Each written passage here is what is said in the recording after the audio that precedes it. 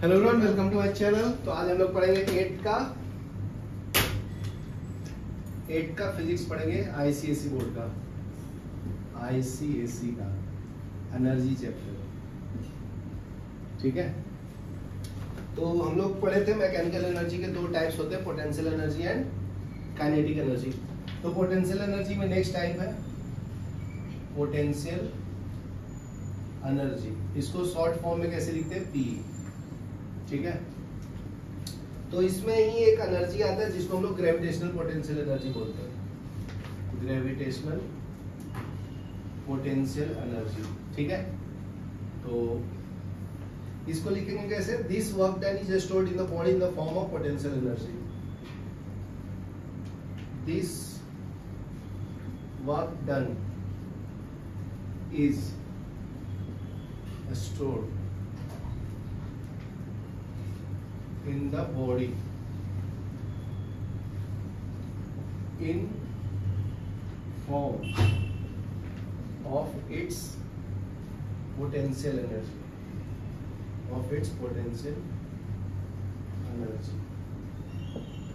ठीक है। तो water stored in A dam है ग्रेविटेशनल पोटेंशियल एनर्जी। ये आपका मान लीजिए डैम है, तो इसमें अगर पानी स्टोर करोगे तो इसके अंदर क्या आ जाएगी, ग्रेविटेशनल पोटेंशियल एनर्जी स्टोर्ड है ना पानी के अंदर।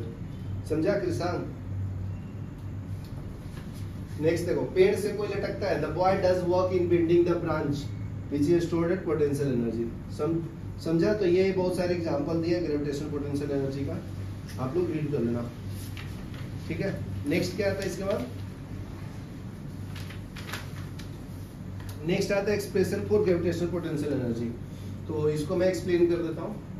तो नेक्स्ट लिखो, expression for gravitational potential energy. ठीक है, तो देखो जो फोर्स होता है उसको हम लोग क्या लिख सकते हैं जी, फोर्स को mg लिखेंगे, acceleration due to gravity. g क्या है, acceleration due to gravity,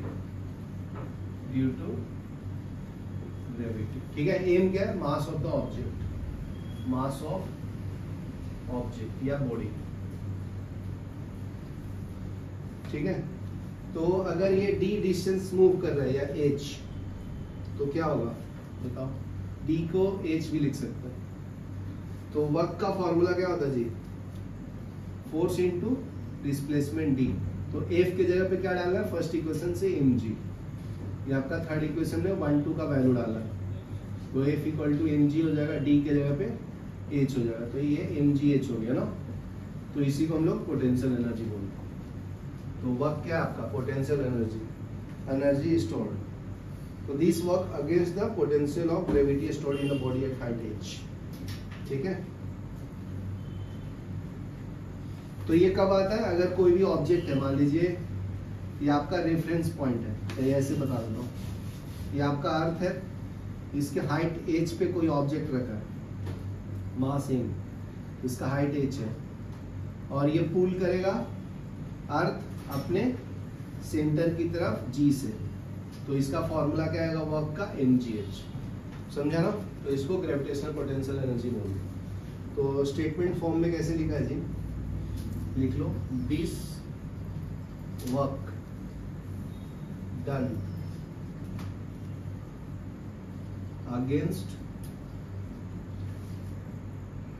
against force of gravity,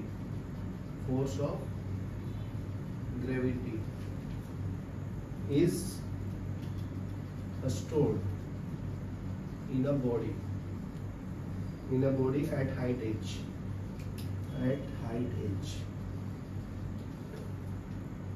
in form of gravitational potential energy।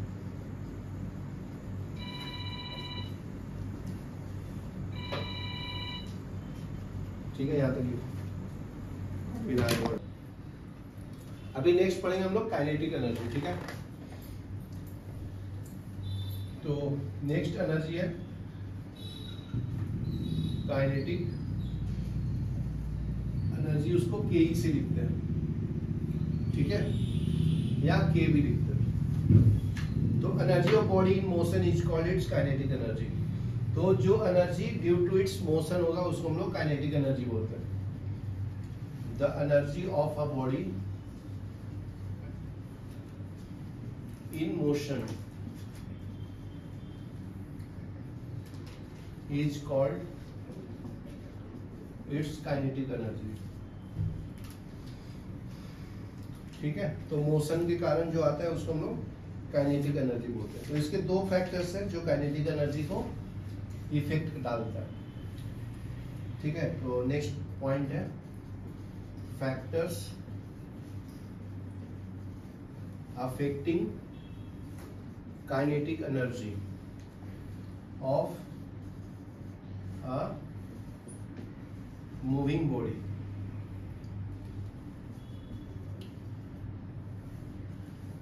ठीक है, तो इसके दो फैक्टर्स हैं। फर्स्ट है मास ऑफ द बॉडी, ठीक है, दूसरा है कौन से स्पीड से मूव कर रहा है।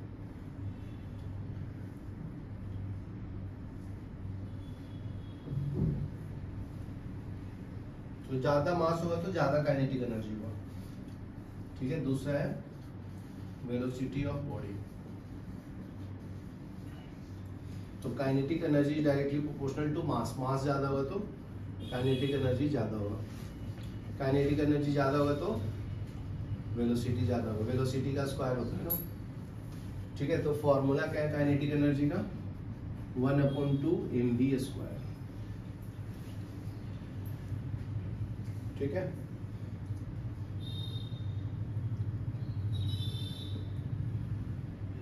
तो जिसका ज्यादा मास होगा उसका ज्यादा काइनेटिक एनर्जी होगा।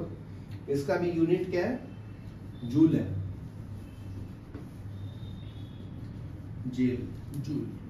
दूसरा यूनिट क्या होगा? मास का यूनिट केजी, वेलोसिटी का मीटर पर सेकंड का स्क्वायर। तो ये क्या आ जाएगा? केजी मीटर स्क्वायर पर सेकंड स्क्वायर। ठीक है, ये वेलोसिटी का काइनेटिक एनर्जी का यूनिट हो गया, इसको जूल बोलते हैं। क्या क्लियर है? ये लिख लो। फिर पोटेंशियल एनर्जी और काइनेटिक एनर्जी के बीच में डिफरेंस दिया, वो एक बार लिख लो, पॉज करो। ठीक है, तो अभी देखो मैं एक्सप्लेन कर देता हूँ एक बार difference between potential energy and kinetic energy. तो तुम लोग देख लो।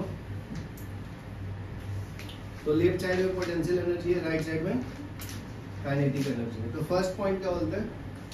तो ये energy due to rest of position होता है, स्टेट ऑफ रेस्ट और पोजीशन, इसको हम लोग पोटेंशियल एनर्जी बोलते हैं। दूसरा क्या है? Due to its state of motion. दूसरा क्या है? Work done on the body due to bring to rest of rest. ये तो सिंपल है, equal to work done in moving the body from initial rest. तो ये क्या बोलता है कि ना पोटेंशियल एनर्जी क्या होता है? अगर रेफरेंस पॉइंट से एक पॉइंट पे लेके गया तो पोटेंशियल एनर्जी आता है mgh। ठीक है, और इसको बॉडी को मूव करवा दिया पॉइंट 1 से पॉइंट 2 तक विद वेलोसिटी v, तो काइनेटिक एनर्जी आ जाता है। ठीक है, दूसरा है change only in the form of kinetic energy. तो इसको मान लो यहाँ से रिलीज कर दिया, नीचे छोड़ दिया, तो ये पोटेंशियल एनर्जी से काइनेटिक एनर्जी में कन्वर्ट हो जाएगा। Change in any form of energy. ठीक है, तो काइनेटिक एनर्जी कोई भी फॉर्म में चेंज हो सकता है, पोटेंशियल एनर्जी में, ठीक है, हीट एनर्जी में और लाइट एनर्जी में। ठीक है, चलो ये लिख लो फटाफट शॉर्ट फॉर्म में। नेक्स्ट देखो conversion of potential energy into kinetic energy.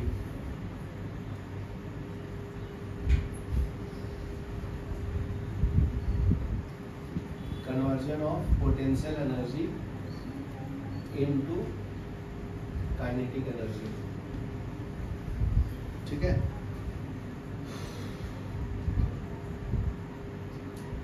ठीक है, तो इसमें क्या होता है? Energy conserve, conversion of potential energy into kinetic energy.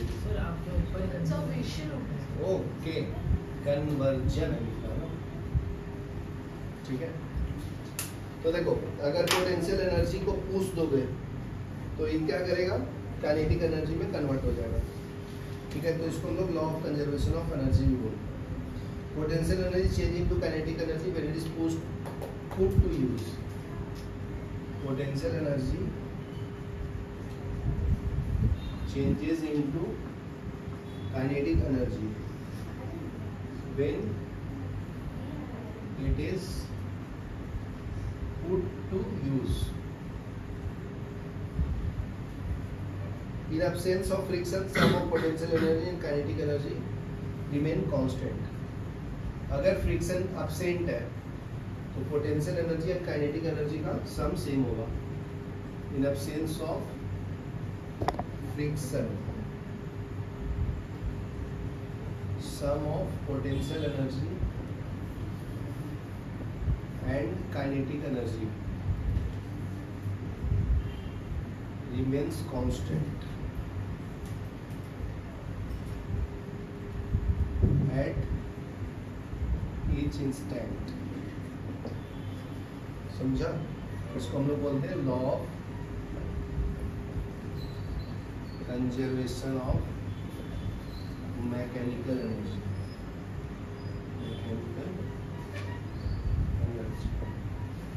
ठीक है, यहाँ तक देखो। लॉ ऑफ कंजर्वेशन की बात करें, अगर 3 सिचुएशन लूंगा, ठीक है, तो मान लीजिए एक पॉइंट पे ऑब्जेक्ट सी पे है, एक पॉइंट पे बी पे है और एक पॉइंट पे ए पे है। तो यहाँ पे क्या आएगा, सिर्फ ये पोजीशन ही ए पे रखा है तो ओनली पोटेंशियल एनर्जी आएगा, क्योंकि ये रेस्ट पे है ना, तो यहाँ पे काइनेटिक एनर्जी क्या होगा, 0 होगा। बराबर है। तो यहाँ से अगर मैं छोड़ दूंगा तो यहाँ से हाइट पे है ना, तो यहाँ पे पोटेंशियल एनर्जी और काइनेटिक एनर्जी दोनों होगा, क्योंकि ये मूव भी कर रहा है और इसका पोजीशन भी है ना, इसलिए। ठीक है, और यहाँ पे सिर्फ क्या आएगा, हीट करेगा ग्राउंड को तो काइनेटिक एनर्जी आएगा, पोटेंशियल एनर्जी 0 हो जाएगा, क्योंकि हाइट क्या हो गया, 0 है ना। समझा? यहाँ पे हाइट h है, मान लो h1 ले लिया और ये पूरा हाइट तुम्हारा h, तो इसलिए इसमें सिर्फ पोटेंशियल एनर्जी है, काइनेटिक एनर्जी 0। यहाँ तक क्लियर है जी? जैसे डैम होता है ना, डैम, तो उसमें पानी स्टोर कर दिया तो ये पोटेंशियल एनर्जी है। डैम को खोल देंगे तो यहाँ से मूव करेगा तो काइनेटिक एनर्जी में कन्वर्ट हो जाता है पोटेंशियल एनर्जी। यहाँ तक क्लियर है? तो डिफरेंट फॉर्म ऑफ एनर्जी भी होता है, conversion, mechanical energy to electrical energy. तो उसमें क्या करेंगे, मोटर लगाएंगे तो ये कन्वर्जन ऑफ एनर्जी है। यहाँ तक लिखो, पॉज करो। अभी देखो next, some conversion of energy. तो फर्स्ट कन्वर्जन है कन्वर्जन ऑफ एनर्जी। ठीक है, तो फर्स्ट है आपका mechanical energy to electrical energy. तो यहाँ पे कब कन्वर्ट होता है, जब डायनोमो या मोटर लगाएंगे तब डायनोमो। तो मैकेनिकल एनर्जी को कन्वर्ट करना है तो यहाँ पर रोटेटिंग लगाऊंगा, डायनेमो, यहाँ पे कन्वर्ट होगा इलेक्ट्रिकल एनर्जी में, और इलेक्ट्रिकल एनर्जी को मैकेनिकल एनर्जी में कन्वर्ट करना है तो मोटर लगाते हैं। ठीक है, उसी तरह से इलेक्ट्रिकल एनर्जी को हीट एनर्जी में कन्वर्ट करना है। ठीक है, तो यहाँ पे इलेक्ट्रिक आयरन लगा रहे हैं, आयरन यूज करते हैं ना घर पे, इलेक्ट्रिक आयरन। ठीक है, और हीट एनर्जी को इलेक्ट्रिकल एनर्जी में करना है तो थर्मोकपल लगाते हैं, थर्मोकपल। ठीक है, दूसरा देखो, इलेक्ट्रिकल एनर्जी को साउंड में कन्वर्ट करना जी, साउंड एनर्जी में, तो यहाँ पे लाउड स्पीकर लगाते हैं, साउंड एनर्जी। ठीक है, फिर साउंड एनर्जी को कन्वर्ट करना है इलेक्ट्रिकल एनर्जी में तो माइक्रोस्कोप लगाते हैं, माइक्रोफोन लगाते हैं, माइक्रोफोन। ठीक है, नेक्स्ट टॉपिक है अपना पावर। पावर क्या है, rate of doing work is called power. Power क्या है, rate of doing work is called power. ठीक है, इसको रेट ऑफ डूइंग वर्क को क्या बोलते हैं, पावर बोलते हैं। तो तो फॉर्मूला क्या हो जाता है पावर का? पावर क्या है? Work done by the body, work done by body divided by time taken, time taken. ठीक है, तो थर्ड में क्या आएगा? P equal to W by T. ठीक है, तो इसका यूनिट क्या निकालेंगे? जूल पर सेकेंड, J पर S। ठीक है, तो इसका डिफरेंट यूनिट है जूल पर सेकेंड बता दिया। और ये साइंटिस्ट ने वॉट ने दिया था, 1 जूल पर सेकेंड क्या है जी? वॉट है। ये 1 W के बराबर होता है। ठीक है, अगर 1 किलो वाट कोई पूछेगा तो किलो मतलब 10⁻³ होता है, तो 1000 वाट होगा। 6 में 1 मेगावाट इक्वल टू 10⁻6 वाट। ठीक है, तो फैक्टर का इफेक्ट करता है वो भी देख लो, factor affecting the power.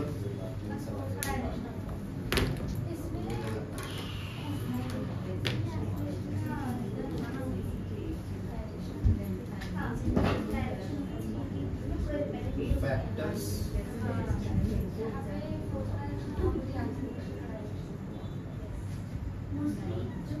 affecting power of source, power of a source। ठीक है, तो फर्स्ट सोर्स है amount of work done by the source. तो पावर किस पे डिपेंड करता है? सिंपल है ना, टाइम पे और वक्त पे। तो फर्स्ट है the amount of work done by source। दूसरा क्या है? time taken by source, the time taken by source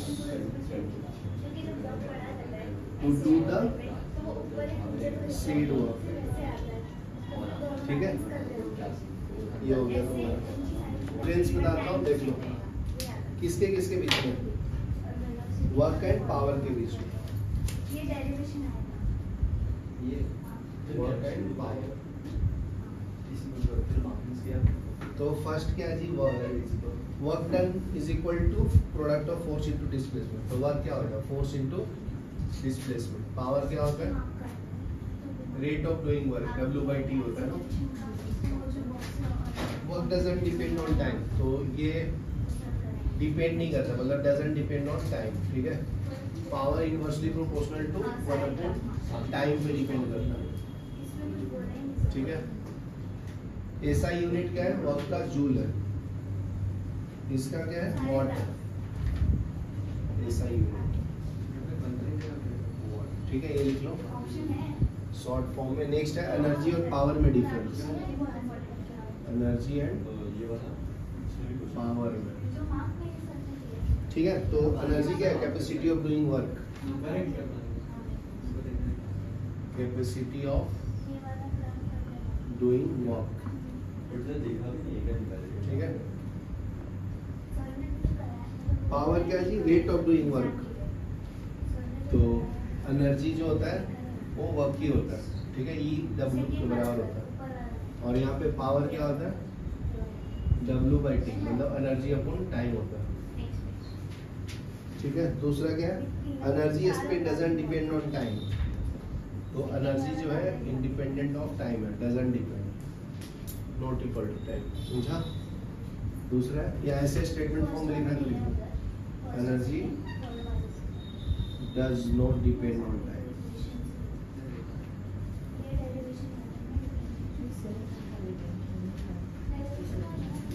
ठीक है, power depend on time, power depend on time.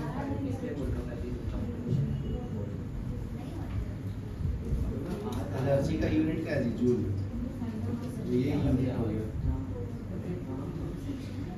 Power का यूनिट क्या होता है? What. Power unit is what. ठीक है, लिखिए मैं आप ठीक है, नेक्स्ट देखो, फर्स्ट क्या है, फर्स्ट न्यूमेरिकल देखो क्या बोलता है, फोर्स। तो न्यूमेरिकल जब सॉल्व करते हैं तो पहले गिवन डाटा लिखते हैं। तो फोर्स का वैल्यू कितना दिया है, 200 Newton. Body through a distance move करता है कितना, 2 मीटर। तो वर्क निकालना तो सिंपल है, तो वर्क का फॉर्मूला लिख दो, फोर्स इनटू डिस्प्लेसमेंट।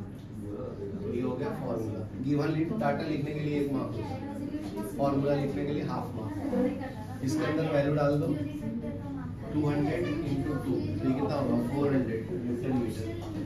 ये कैलकुलेट करोगे तो 1.5, 3 नंबर हो गया ना, 3 मार्क। समझा?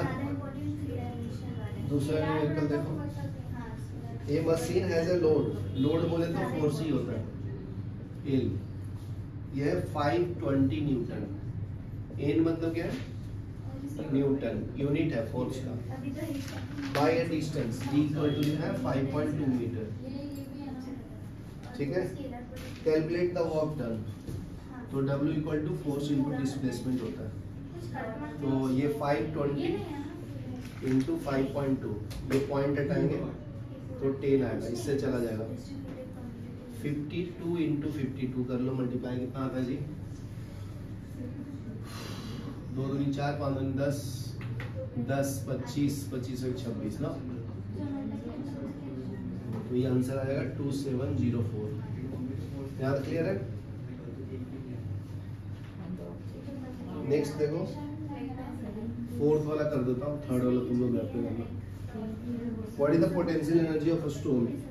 तो आपको पोटेंशियल एनर्जी कैलकुलेट करना है। मास दिया 10 kg, ठीक है, हाइट दिया 8 मीटर, जी दिया है 10 न्यूटन पर केजी। तो पोटेंशियल एनर्जी का फॉर्मूला क्या होता है, फॉर्मूला mgh होता है। तो डाल दो, m का वैल्यू 10, g का वैल्यू 10, हाइट का वैल्यू 8, तो 800 आएगा। इसका यूनिट जूल है।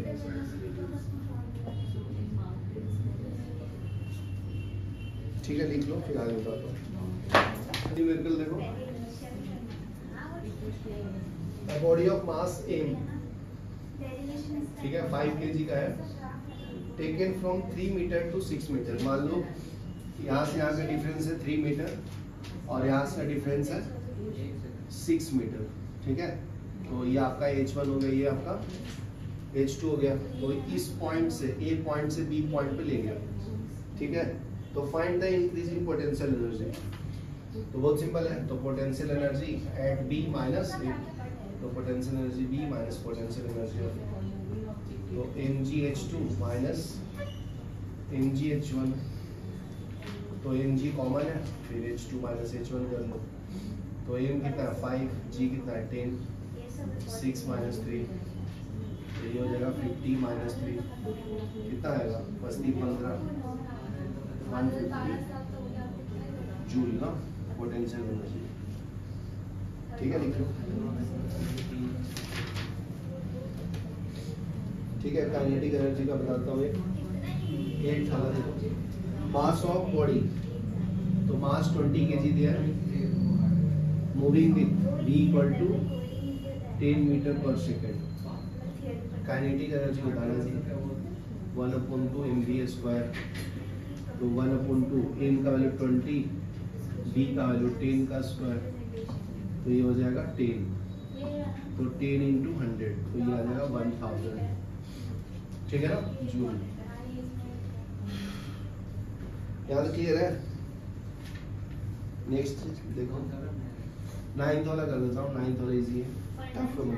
अब बुलेट ऑफ मास 40 ग्राम, तो इसका मास कितना दिया 40 ग्राम, बुलेट है तुम्हारा, तो इसको केजी में कर लो। तो मास कितना है 40/1000, तो ये कितना आएगा 0.04 kg, ठीक है ना। तो काइनेटिक एनर्जी दिया है जी 200 जूल, ये कितना था 1/2 mv²। तो मैं वेलोसिटी निकालना, फाइंड द वेलोसिटी। ध्यान से सुनो, हेलो। तो काइनेटिक एनर्जी इक्वल टू क्या है 1/2 एम वी स्क्वायर, तो इसको 2 इधर मल्टीप्लाई कर लो और एम नीचे ले लो, तो ये वी स्क्वायर आएगा। टेकिंग स्क्वायर रूट कृषांग, इसको टेकिंग स्क्वायर रूट करूंगा तो under root of 2k upon M equal to V आएगा, वी निकालना है, ठीक है ना। तो वैल्यू डाल दो, तो 2 इंटू के का वैल्यू कितना है 200, मास कितना है 0.04, ये पॉइंट हटाएंगे तो 100 आएगा, ठीक है। तो इसको कैंसिल कर लो 2 से, इसको कर लो 100 से, तो बाहर आ जाएगा 100 मीटर पर सेकंड वेलोसिटी का वैल्यू, ये लिख लो, पॉज करो।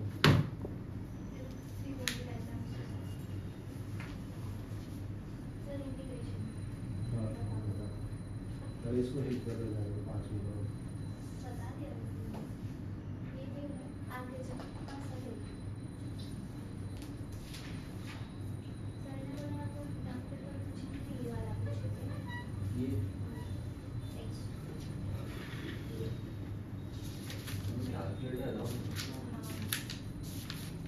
लाइट एनर्जी भी है सिलेबस में, फिजिक्स का सिलेबस खत्म ना,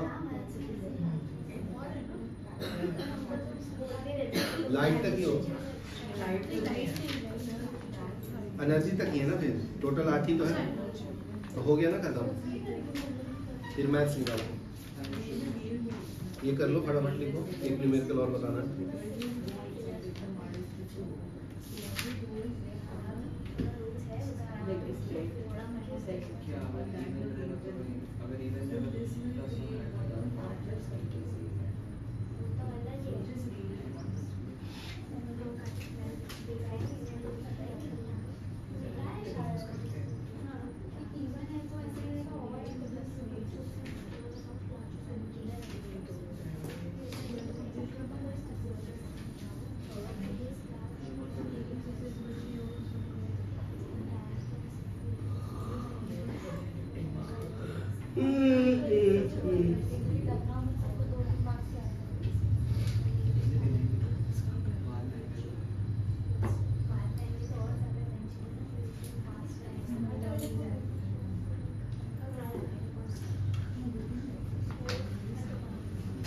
चलो हो गया।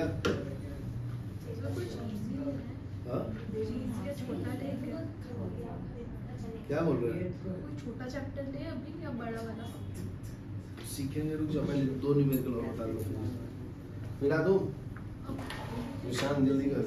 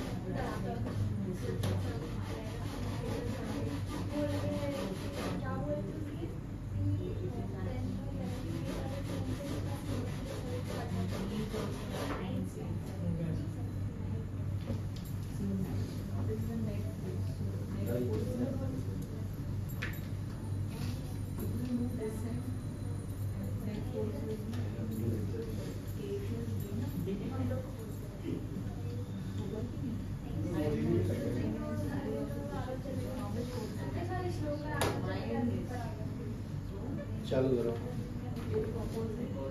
ठीक है। पावर के ऊपर भी बता देता हूँ, तो नेक्स्ट देखो, तो एक पहले बेसिक वाला बता रहा हूँ। जैसे a boy has to do walk, कितना जी 100 जूल इन टाइम दिया 0.5 मिनट, तो मिनट को सेकंड में करो, तो 0.5 इंटू 60, तो ये पॉइंट हटाएंगे तो 3 आएगा, तो कैंसिल, तो 5 इंटू 6 कितना होता है 30 सेकेंड, ठीक है। यहाँ क्लियर है। तो पावर का फॉर्मूला क्या होता है, रेट ऑफ डूइंग वर्क होता है ना, तो work upon time, P equal to क्या है W/T, ठीक है। तो वर्क का वैल्यू है 100, टाइम का वैल्यू है 30, तो ये सॉल्व कर लो, 30/3 3.33 सेकेंड, समझा? नेक्स्ट देखो 13 वाला भी एक्सप्लेन करता हूँ, इम्पोर्टेंट है। A pump is to lift 100 kg of water, तो मास कितना दिया है 100 kg from a well depth, मतलब एज का वैल्यू दिया 60 मीटर, टाइम का वैल्यू दिया 20 second. Has a force of gravity on 1 kg is 10, तो अगर 1 kg रहेगा तो फोर्स कितना काम करता है 10 न्यूटन। इफ मतलब समझा ना, यूनिटरी मेथड है। 1 kg रहेगा तो फोर्स 10 न्यूटन होगा, अगर 100 kg है तो कितना हो जाएगा 100 से मल्टीप्लाई हो जाएगा, directly proportional. Work done by the pump, तो पहले निकालो वर्क, तो वर्क क्या होता है फोर्स इनटू डिस्प्लेसमेंट। फोर्स कितना है जी 10 न्यूटन, ठीक है। तो ये 10 इनटू टोटल मास कितना है 100 ना, तो 100 इनटू डिस्टेंस कितना है 60, तो ये सॉल्व कर लेना कितना आएगा जी 6 कितना 0 4 0 3 और 4 ना, ठीक है। तो इतना जूल हो जाएगा। बी देखो दूसरा क्या है, power stored in the potential energy, तो पोटेंशियल एनर्जी कितना है mgh, तो m का वैल्यू कितना है टोटल 100, g का वैल्यू है 10, h का वैल्यू कितना है 60, तो ये सॉल्व कर लो 1 2 3 4, ये भी सेम आएगा। और नेक्स्ट निकालना है पावर, पावर कितना आएगा, पावर क्या होता है W/T, तो ये कितना आ जाएगा जी 60,000, टाइम कितना है 20, 1 0 कम है, अच्छा तो डाल दो ना, क्या दिक्कत है, अपने घर का ही तो है 20 है ना, सॉल्व कर लो 1 0 कैंसिल कर लो, तो 6000 डिवाइड बाय 2, तो ये 3000 वाट है, ठीक है। वाट को W लिखो कैपिटल W, ठीक है। तो हम लोग को पता है कि क्या पता है जी 1000 को K लिख सकते हैं ना, तो पावर कितना आएगा 3 kW, ये लिख लो, पॉज करो।